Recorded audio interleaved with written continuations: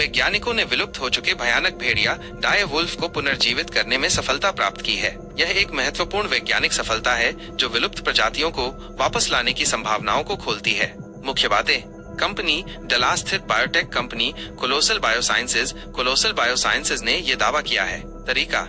वैज्ञानिकों ने प्राचीन डीएनए क्लोनिंग और जीन एडिटिंग जैसी उन्नत तकनीकों का इस्तेमाल किया। उन्होंने लगभग 13,000 वर्ष पुराने एक दांत और 72,000 वर्ष पुराने एक खोपड़ी के अवशेषों से डीएनए प्राप्त किया।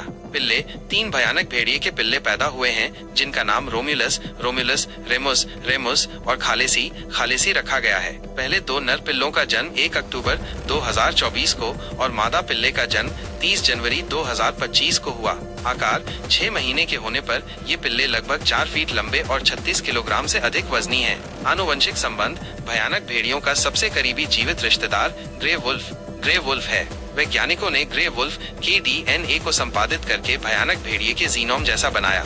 उन्होंने क्रिस्पर तकनीक का उपयोग करके 20 अलग अलग स्थानों पर ग्रे वुल्फ की रक्त कोशिकाओं में आनुवंशिक बदलाव किए। शारीरिक विशेषताएं। पुनर्जीवित भयानक भेड़िए में कुछ विशिष्ट विशेषताएं हैं जिनमें सफेद फर, बड़ा आकार, अधिक शक्तिशाली कंधे, चौड़ा सिर, बड़े दांत और जबड़े और अधिक मजबूत पैर शामिल हैं। उनकी आवाजें, खासकर भौंकना और कराहना, भी विशिष्ट हैं। विलुप्ति। भयानक भेड़िए लगभग 10,000 से 12,500 साल पहले प्लेस्टोसीन इपॉक के अंत में विलुप्त हो गए थे। माना जाता है कि उनके विलुप्त होने का कारण उनके शिकार जानवरों की विलुप्ति और जलवायु परिवर्तन जैसे कारक थे। महत्व। इस सफलता को विलुप्त प्रजातियों को वापस लाने की दिशा में एक बड़ा कदम माना जा रहा है। वैज्ञानिकों का मानना है कि इस तकनीक का उपयोग लुप्तप्राय प्रजातियों के संरक्षण में भी किया जा सकता है। कोलोसल बायोसाइंसेज मैमथ, डोडो और तस्मानियाई बाघ, टैस्मानियन टाइगर जैसी अन्य विलुप्त प्रजातियों को भी वापस लाने पर काम कर रही है।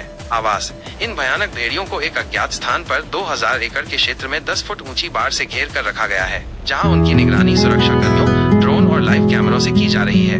यह घटना विज्ञान और संरक्षण के क्षेत्र में एक रोमांचक